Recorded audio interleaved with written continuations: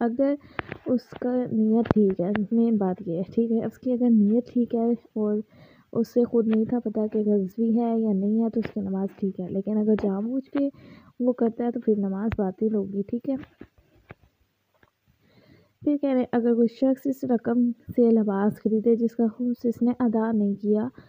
جبکہ سودے میں رائج طریقہ کار کے مطابق قیمت اپنے ذمہ لے لی ہو تو لباس اس کے لیے حلال ہے، البتہ وہ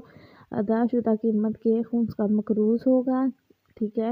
لیکن اگر اس نے عین اسی مال سے لباس خریدا ہو جس کا خمس ادا نہیں کیا تھا تو حاکم شرع کی اجازت کے بغیر اس لباس کے ساتھ نماز پڑھنے کے لیے وہی حکم ہے جو غزوی لباس کے ساتھ نماز پڑھنے ہے۔ اب یہ کہہ رہے ہیں کہ اگر ایک شخص لباس خریدتا ہے ان پیسوں سے جس کا خمس ادا نہیں کیا گیا تو جو ہے اور اس کی قیمت وہ اپنے ذمہ لے لیتا ہے کہ میں دے دوں گا تو پھر حلال ہے، مطلب لباس کا نماز پڑھ سکتا ہے، لیکن اسے خمس ادا کرنا پھر ضروری ہوگا، مقروض ہو جائے گا، ٹھیک ہے۔ لیکن اسی مال سے اس نے نہیں خریدا جس کا خمس ادا نہیں کیا تھا تو پھر کیا ہے، نہ ہی اپنے ذمہ لیتا ہے، کچھ بھی نہیں کرتا، تو پھر اس کی اجازت کے بغیر لینا محل اشکال ہے، یعنی نماز اس کے لیے پہلے اجازت لینی ہوگی حاکم شرع سے، ٹھیک ہے۔ آگے تیسری شرط، تین ہی ہیں یہ بھی پڑھ لیتے ہیں۔ ضروری ہے کہ نماز پڑھنے والے کا وہ لباس جس سے بے تنہائی شرمگاہ کو چھپایا جا سکتا ہو، انہیں جہندہ رکھنے والے مردار کے ذات سے بنا ہوا نہ ہو،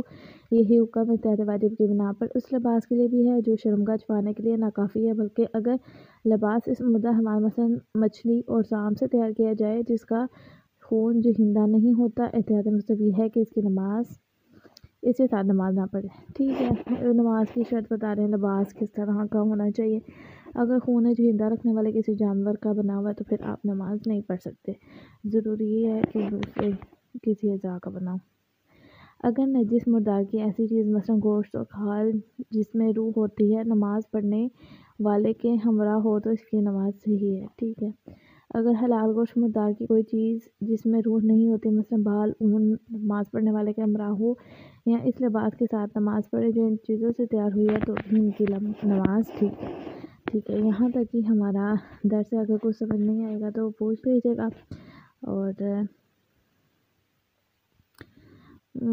اچھے سے پڑھیں، آپ کے پیپر بھی آنے والے ہیں تو